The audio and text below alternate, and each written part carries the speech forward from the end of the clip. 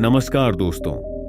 अगर आपने इस कहानी का पार्ट 1 और पार्ट 2 नहीं देखा है तो पहले उन्हें जरूर देखिए, क्योंकि इस कहानी का हर भाग पिछले भाग से जुड़ा हुआ है। पार्ट 1 में युवक को अपना लक्ष्य मिला था। पार्ट 2 में उसने शिकायत छोड़कर समाधान ढूंढना सीखा। लेकिन अब उसकी सबसे कठिन परीक्षा शुरू होने वाली थी, क्योंकि लक्ष्य होना आसान है, सही सोच रखना भी आसान है, लेकिन हर दिन उसी रास्ते पर चलते रहना यही सबसे मुश्किल काम है। उस रात युवक बहुत खुश था। उसे लग रहा था कि अब उसकी जिंदगी बदल रही है। उसके पास लक्ष्य था। उसने शिकायत करना भी छोड़ दिया था। उसे विश्वास होने लगा था कि सफलता अब ज्यादा दूर नहीं है। लेकिन अगले ही दिन उसकी सबसे बड़ी परीक्षा शुरू हो गई। सुबह सूरज निकल चुका था। आश्रम के सभी शिष्य जाग चुके थे। कुछ ध्यान कर रहे थे, कुछ सफाई कर रहे थे, कुछ अपने कार्यों में लग चुके थे। लेकिन युवक अभी भी सो रहा था। धीरे धीरे सूरज ऊपर चढ़ने लगा। तब उसकी आंख खुली। वह जल्दी से उठा और बुद्ध के पास पहुंचा। उसे लगा कि शायद कोई बात नहीं होगी, लेकिन बुद्ध मुस्कुराए और बोले, वत्स, आज तुम देर से आए हो। युवक शर्मिंदा हो गया। उसने कहा, भगवान, आज नींद ज्यादा आ गई थी। बुद्ध ने कुछ नहीं कहा।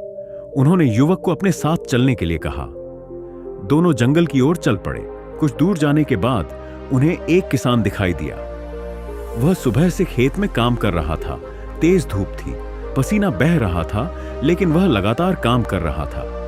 युवक ने पूछा, भगवान, यह व्यक्ति इतना कठिन परिश्रम क्यों कर रहा है?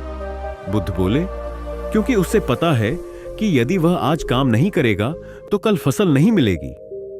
फिर वे आगे बढ़े। कुछ दूरी पर उन्हें एक दूसरा व्यक्ति मिला। वह पेड़ के नीचे आराम कर रहा था।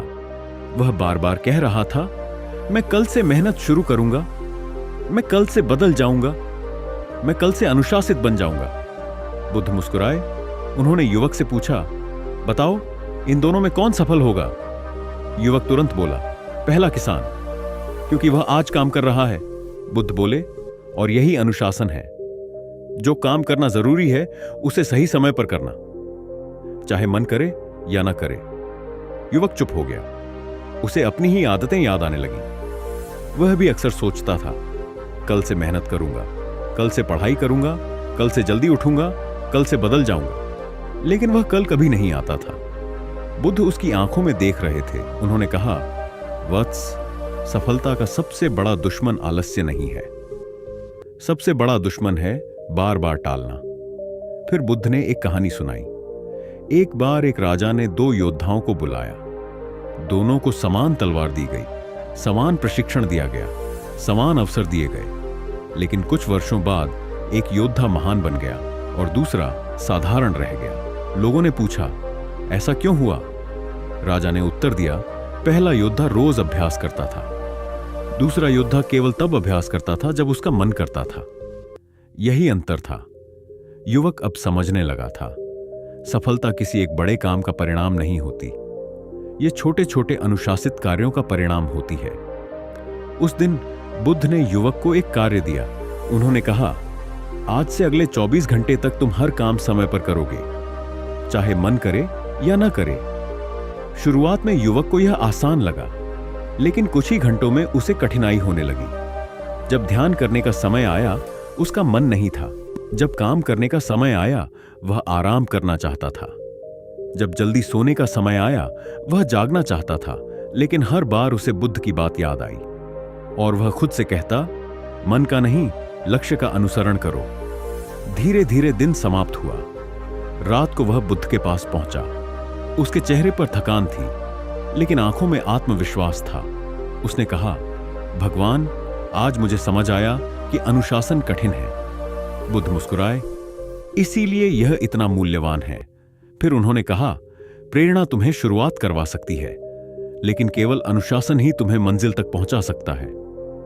उस रात युवक पहले से अलग था। अब उसके पास लक्ष्य था। उसने शिकायत छोड़ दी थी और अब उसने अनुशासन का महत्व भी समझ लिया था।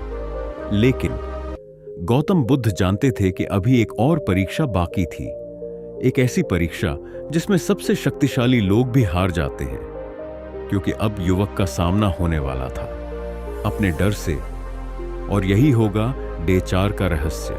लक्ष्य मिल गया, शिकायत छूट गई, अनुशासन